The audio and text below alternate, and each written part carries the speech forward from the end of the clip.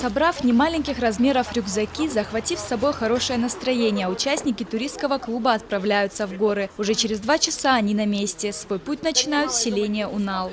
Самое главное в походе – это не брать ничего лишнего, потому что это вес для 6-дневного похода.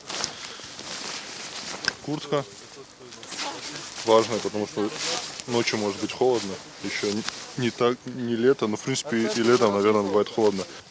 Ну, самое главное – это вот палатка. Сменная одежда, еда, посуда, как само собой разумеющееся. Первым делом все туристы проходят инструктаж. Затем, помолившись за традиционными осетинскими пирогами, отправляются в путь.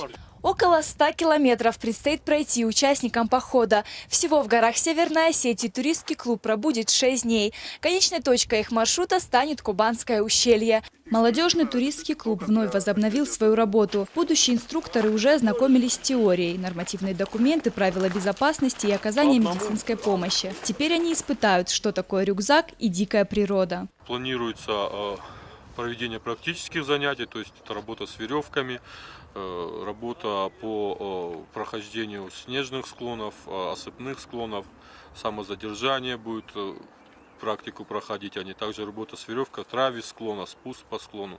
Покорять вершины отправились более 15 человек. Любовь к горам – главное, что должно быть у каждого из участников похода. К такому выводу пришли все начинающие туристы. Аида Гаева – одна из них. Сейчас она учится на химико-технологическом факультете СОГУ. Неравнодушная горам девушка говорит, что в дальнейшем она, возможно, попробует себя в роли инструктора. Во-первых, он должен быть смелым, решительным. Настрой, то есть внутренняя подготовка обязательно нужна.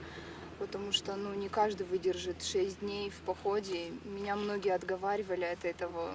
Одна мысль о свежем воздухе, о красивом небе, звездном, и костер, и уже внутри как-то кровь будоражится, и все минусы сразу отлетали. Это испытание для начинающих туристов не последнее. Чуть позже им предстоит пройти и поход первой категории сложности, а также прослушать финальный блок лекций и, возможно, когда-то стать профессиональным горным гуру. Ангелина Васильева, Фатима Дзиваева, Михаил Безуглов, Осетия ТВ.